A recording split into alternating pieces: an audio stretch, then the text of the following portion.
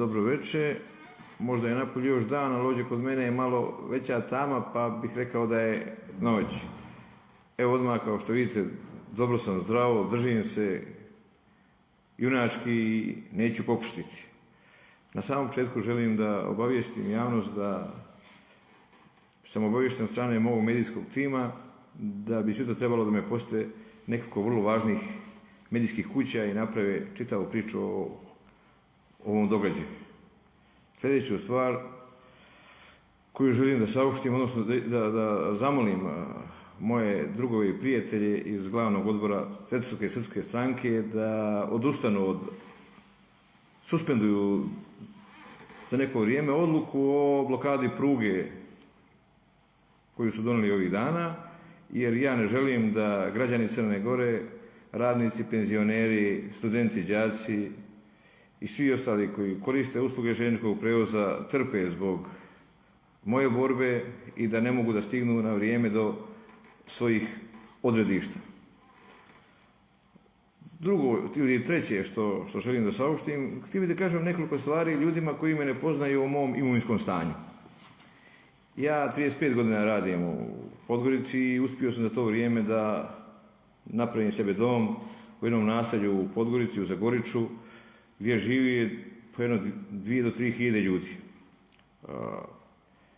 Ono što je pogubno za sve građane koji tamo žive, pa i za mene i moju porodicu, jeste to da mi još uvijek nismo uspjeli da riješimo pravni status placeva na kojima živimo.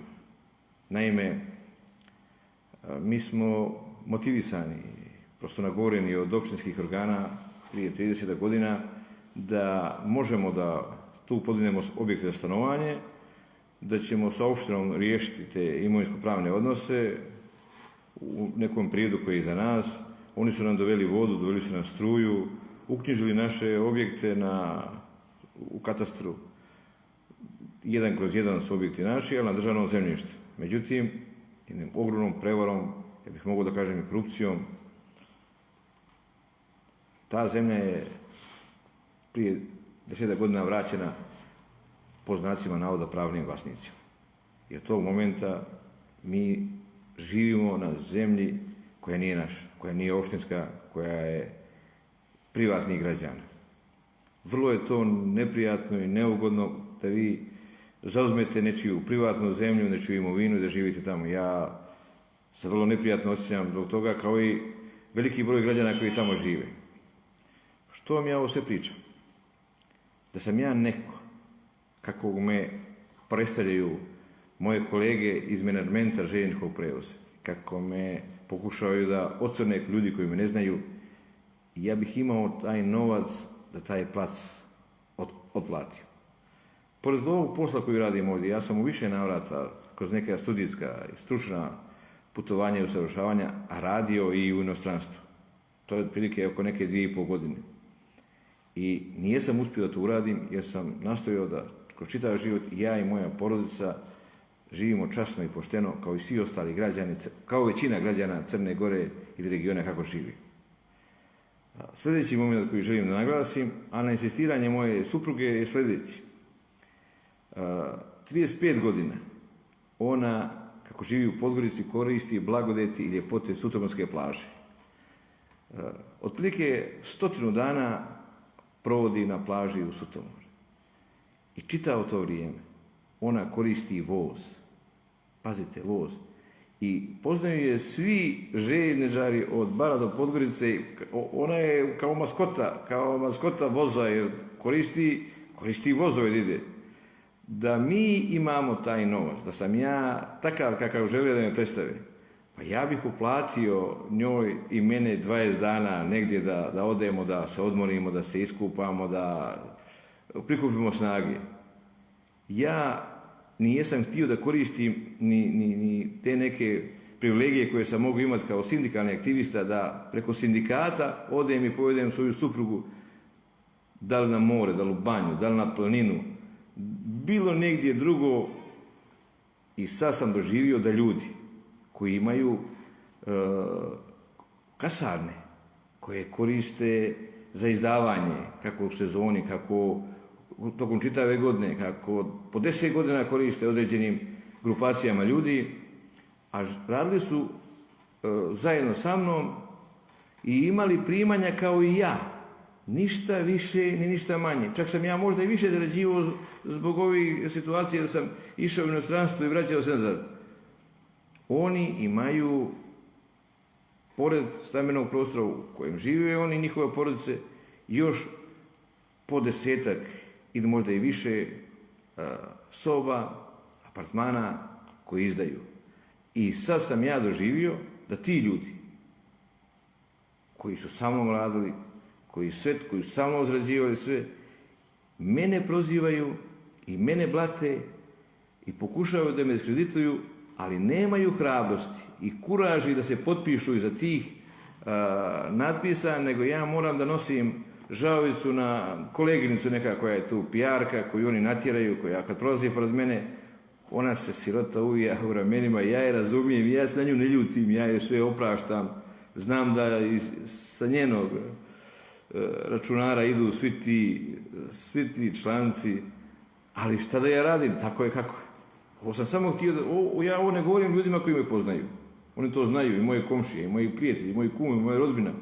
Ja ovo govorim samo ljudima koji mi ovih dana daju ogromnu podršku koja je stvarno kao Atlantski okean, ništa manje nije. Sada želim da kažem, da pređem malo na ove pravne propuste. Ovu golgotu koju ja sad prolazim, jedan moj kolega i prijatelj, zove se Momčilo Momo Popović, prošao je 2018. i 2019. godine.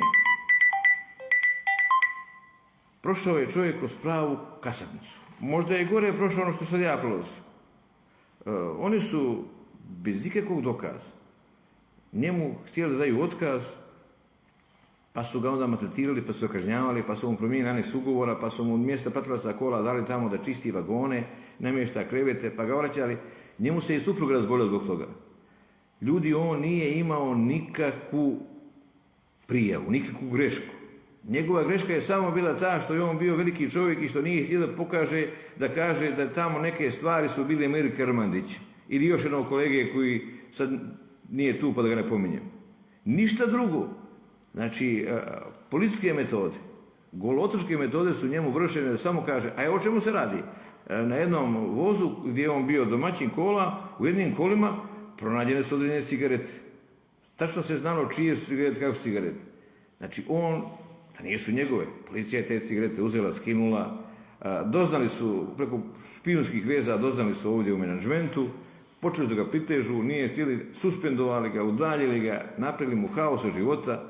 Nikad ni jedna prijava za njega nije došla. Otprilike je slično nešto u ovoj mojoj situaciji, samo ajde što sam ja borio se, nisam to dozvolio, on je miran čovjek, trpio u sebe, gorio u sebe, čak mu nijesu htjeli ni sina primiti za mašinovođu jednog vrsnog momka Stenog. Dovodili su iz Srbije, i okrene sve, mlađi je primali tog momka, iako je odradio stručne ispite, sve odradio, nijesu ga htjeli primiti za poslije ovdje. Ovo je samo dokaz jedne samovolje, jednog nepoštovanja pravnog procesa, nepoštovanje pravilnika, nepoštovanje ustava, zakona, statuta, a sve ove nepravilnosti vezane za nepoštovanje prava i propisa počele su od 2018. 17. jedan tačno kada je došao ovdje jedan penzioner na čelo menadžmenta. I on je takvu samovolju provodio, tako ponašao, da je to, na kraju je vlada bila prinuđena ga smijeni. Zamislite, penzioner je, ovdje oni, partijske oligarhije, kad nemaju gdje te svoje igrače, ima na željeznicu. Dovedu ga tu na željeznicu, puste ga, ajde, nek prima tu platu, on nešto sluša, auto nešto dostavlja, taka je situacija. Ono još što sam htio da vam kažem u ovom obraćanju, napomenuo sam jutros i naglasio da ću malo govoriti o nekim vanrednim događajima i neprijatnostima koje se dešavale za ove dane dok sam ja ovdje, da ga nazovem u ovom kazamatu. Imaju tu, ja mislim, neđe rešetke. 16.3.2022. godine u 17 sati 47 minut nestalo je napona između stanice Kolašin i državne granice sa Srbijom. Putnički voz 6102 Stigao je u Kovačinu 18:15 minuta i tu je završio vožnju. Nije mogao dalje jer nije bilo napora. Za to vrijeme između Kovačina i Mojkovca stajao je teretni voz broj 45776. Taj saobraćaj, znači saobraćaj na tom dijelu pruge je uspostavljen tek 17. negdje u 8 sati ujutro. Samo da vam kažem u kakvom je stanju naša pruga, u kakvom je stanju naš sistem, što ja pokušavam, sve ono što ja pokušavam da naglasim i zbog čega trpim pritiske i konsekvence. Sljedeće, juče to je bilo 20. ili tako, voz isto 6102 pokvario se u Trebežici oko 18 časova 45 minuta. Bilo je tu od 90 do 100 putnika. Stajao je u toj stanici do 20 sati i 40 minuta, onda je došao drugi voz 6104 i preuzeo te putnike i povezao dalje. 6105 koji je trebao da krene iz Bilog Polja je otkazan, nije vožen, a putnici su prevezeni autobusima. Sljedeća stvar, znači isto juče, ja mislim, teretni voz 52 stotinu ostao u defektu u kilometru 20+800, to je između Davnograda i Ostroga. A putnički voz broj 7102 čeka u Davnogradu u 13 sati, od 13 sati 20 minuta. Ovaj voz teretni koji sam pomenuo je uvučen u ukrcnicu Ostrog u 15 sati 43 minuta, a putnički voz 7102 otkazan na relaciji Davnograd-Nikšić i voz 6105 na relaciji Niš-Davnograd otkazan, a putnici su prevezeni autobusima. Ovo nije normalno. A znate iz kojeg razloga? Što sve ove nepravilnosti do dana današnjeg ja nisam vidio nikoga da je ovdje došao da sjednu, da analiziraju ili to odrađeno dobro, jesu ti putnici ispoštovani, ili to sve ok. I znate ko samo plaća? Plaćaju ga mašinovođe, plaćaju ga kondukteri, plaćaju ga maneristi, plaćaju ga blagajnici, plaćaju ga ljudi sa informacije, plaćaju ljudi iz bookinga. Pregledači kola, njih se zaboravio. Samo to izvršno osoblje. Oni, ako nemaju dovoljan broj vozova, oni imaju manju platu, nemaju dovoljan broj kilometara, nemaju dovoljno, ako nemaju putnika, nemaju proviziju. Ovoj gospodi što sjedi vamo u ovoj kancelariji lijevo od mene, nema smanjenja plate.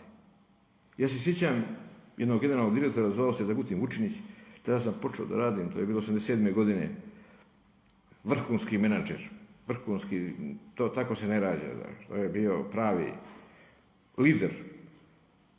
On je uveo bio jednu proceduru, svi inženjeri koji su bili u depovu, imali su direktorske plate i plus 20% na platu, pod uslovom da mu za taj mjesec ne defektira i ne pokvari nijedan voz. I tamo su direktori, ti inženjeri, ali to su bili inženjeri, nema ih, to su bili profesori, to su bili elita, gospoda prava. Oni su sve znali, oni su mogli da rastave lokomotivu za 2 sata da sve sastave. Vozovi išli, pa tu nije smio zakasniti voz 5 minuta, to je već bila pomoma. Mi danas nemamo nikoga tamo u radionicama. Tamo imamo te mehaničare, električare, imamo ljude, ali od inženjera ja mislim da ne zna, da uči sve to da nema 1-2 inženjera, nema. Neće niko tamo. Neće, jer neće da rade za 450 eura platu. Neće da rade za 450 eura. Dok god mi taj sistem vrijednosti ne napravimo na drugačiji način, nama nema ljeba. Ja tu puno pričam, ja to kao papagaj ponavljam, ali niko neće da reaguje. Oni tu primaju platu, niko ih ne dira, što platu, na osnovu neke odluke iz 2012. direktora. Ko to dozvoljava, šta to dozvoljava, samo sami Bogu ja znam. Da ne zaboravim da se izvinem kolegi Popović što sam ga pomenuo, ja ne tražim da mi on svjedoči sve ovo što ja pričam, ja sam imao moralnu obavezu da sve ovo ispričam i da mu se izvinem. Najvjerojatnije mu nisam dao dovoljnu podršku u to vrijeme, najvjerojatnije, sigurno da nisam u toj mjeri koju sam trebao i koju sam se morao možda da sa njim budem čitao vrijeme, jer ja ne tražim njegovo svjedočenje u svemu ovome, ja imam za sve ovu dokumentaciju. Sve ovo ja imam dokumentaciju, a radi se o čovjeku koji vrlo skromno živi, bavi se i pored ovog posla i poljoprivredom da bi preživio i da bi prehranio svoju porodicu.